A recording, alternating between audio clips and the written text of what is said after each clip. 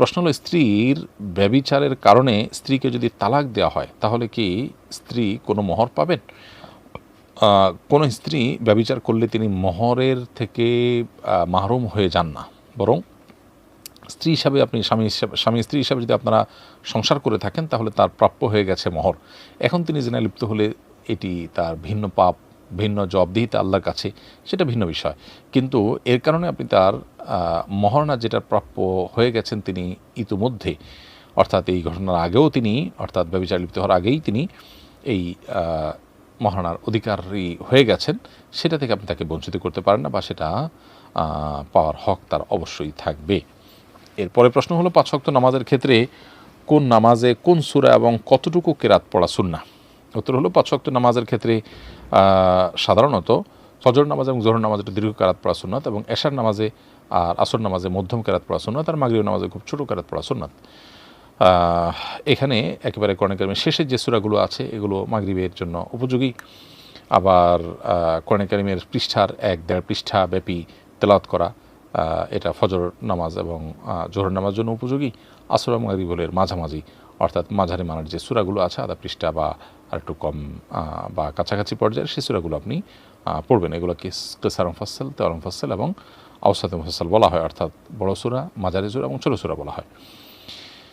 আর এছাড়া রাতের নামাজ যেটা তাহাজ্জুদ, সেখানে যত দীর্ঘ কেরাতের নামাজ পড়া যায় সেটা তত ভালো হয় এবং সেটা প্রশংসনীয়। আমাদের সাধ্য অনুযায়ী যার যতটুকু মনে আছে আমরা বেশি বেশি তেলাওয়াত ভোর রাতে তাহাজ্জুদের নামাজে পড়ার চেষ্টা, কেমন লেলিতে করার চেষ্টা, তারাবির নামাজে করার চেষ্টা করবো ইনশাআল্লাহ তাআলা। এরপরে প্রশ্ন হলো, দাদার বাড়ি থেকে বাবা চলে এসেছেন, সেখানে আমাদের কোনো আলাদা ঘর নেই, বেড়াতে গেলে চাচাদের ঘরে থাকি, কিছু জায়গায় আজমালি আছে, সেখানে কি আমরা কসর পড়ব নাকি পুরো নামাজ পড়ব? উত্তর হলো, দাদার বাড়ি থেকে যেহেতু চলে আসছেন এবং গিয়ে চাচার ঘরে গিয়ে থাকেন, তাহলে সেক্ষেত্রে আপনি সেখানে কসর পড়বেন, সেটা আপনার নিজস্ব কোনো জায়গা নয়। তবে আপনার গন্তব্য থেকে তো যদি সফরের দূরত্ব না হয় তাহলে তো সফর প্রযোজ্য হবে না, সফরের বিধান বা কসর প্রযোজ্য হবে না। কিন্তু ধরুন আপনি ঢাকায় থাকেন, কিন্তু যে দাদার বাড়ি বেড়াতে গিয়েছেন সেটা 100 কিলোমিটার দূরে এবং সফরের দূরত্বে, সেখানে দাদার বাড়িতে আপনার চাচা আছেন বা চাচার ঘর আছে, দাদার বাড়িতে থাকার জায়গা নেই, বা আপনাদের সম্পদ আছে কিন্তু থাকার ঘর নেই, তাহলে সেক্ষেত্রে আপনি সেখানে মুসাফির হিসেবে গণ্য হবেন, কারণ সেখানে আপনার আসলে কোনো ঠিকানা নেই, আপনি সত্যিই সেখানে একজন মুসাফির, গেস্ট বা অতিথি, বিধায় আপনি সেখানে কসর পড়বেন এবং কসর আপনার জন্য প্রযোজ্য হবে। এরপরে প্রশ্ন হলো, জালালি কবুতর খাওয়া কি যায়? অনেকে বলে এগুলো খাওয়া যায় না, ক্ষতি হয়।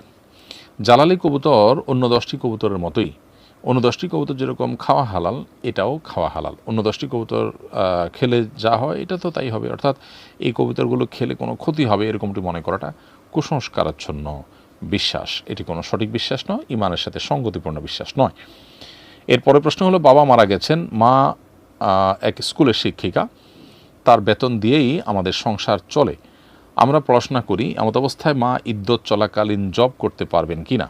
আপনার বাবার প্রতি আল্লাহ তাআলা রহম করুন প্রিয় দর্শক, এবং তাকে আল্লাহ তাআলা মাগফিরাত নসিব করুন, আমরা দোয়া করি। আপনাদের পরিবারের যে কষ্ট সেটা আল্লাহ তাআলা লাঘব করে দিন, আমরা তাও দোয়া করি। আপনার মা যেহেতু উপার্জন করলে সেটা দিয়ে আপনার সংসার চলে, না হলে আপনারা ভাই বোনরা চলতে পারেন না। মিনিমাম যে প্রয়োজন সেটা পূরণ করার উপায় একমাত্র মায়ের উপার্জন, সেটাই যদি হয় তাহলে সেক্ষেত্রে তার জন্য এই উপার্জনের প্রয়োজনে স্কুলে যাওয়া বা তার কর্মস্থলে যাওয়া নাজায়েজ নয়। পর্দাপ্রসিদের মধ্যে একজন নারী যতটুকু কাজ করতে পারেন তিনি ততটুকু কাজ করতে পারেন ইদ্যত চলাকালীন সময়ের মধ্যেও। অর্থাৎ ইদ্যত চলাকালীন সময় যে একজন নারী তার স্বামীর মৃত্যুর পর 4 মাস 10 দিন ঘরে অবস্থান করতে হয়, এর মানে এই না যে তার না খেয়ে মারা যাওয়ার পরিস্থিতি তৈরি হলেও তাকে ইদ্যত পালন করতে হবে, এরকম মোটেই না।